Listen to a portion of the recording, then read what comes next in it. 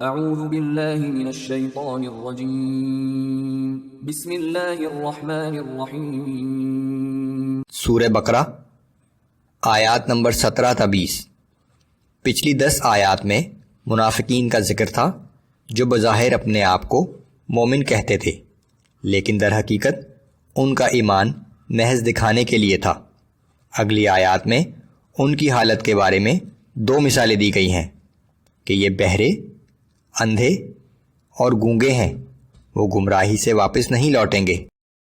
اعوذ باللہ من الشیطان الرجیم مثلهم كمثل الذي استوقد نارا ان کی مثال ایسے شخص کی مانند ہے جس نے تاریکی میں آگ جلائی، فلما اضاءت ما حوله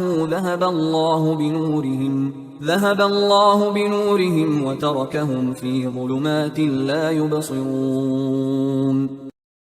اور جب اس آگ نے گرد و پیش کو روشن کر دیا تو اللہ نے ان کی بینائی چھین لی اور انہیں تاریکیوں میں بھٹکتا چھوڑ دیا، اب وہ کچھ نہیں دیکھ سکتے۔ صم بكم عمي فهم لا يرجعون۔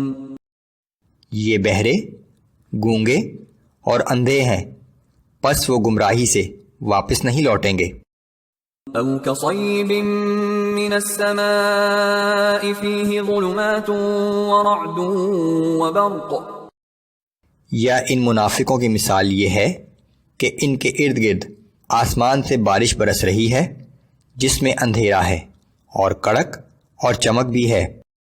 يجعلون اصابعهم في آذانهم من الصواعق حذر الموت واللہ محیط بالکافرین۔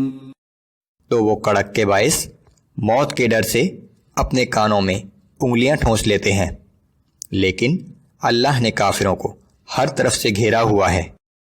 یکاد البرق یخطف ابصارهم، یوں لگتا ہے کہ بجلی ان کی بینائی زائل کر دے گی۔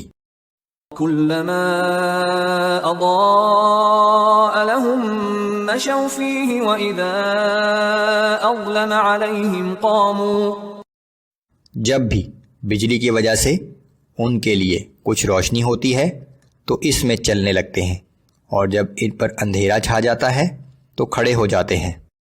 وَلَوْ شَاءَ اللَّهُ لَذَهَبَ بِسَمْعِهِمْ وَأَبْصَارِهِمْ، اور اگر اللہ چاہتا تو ان کی سماعت اور بصارت بالکل سلب کر لیتا۔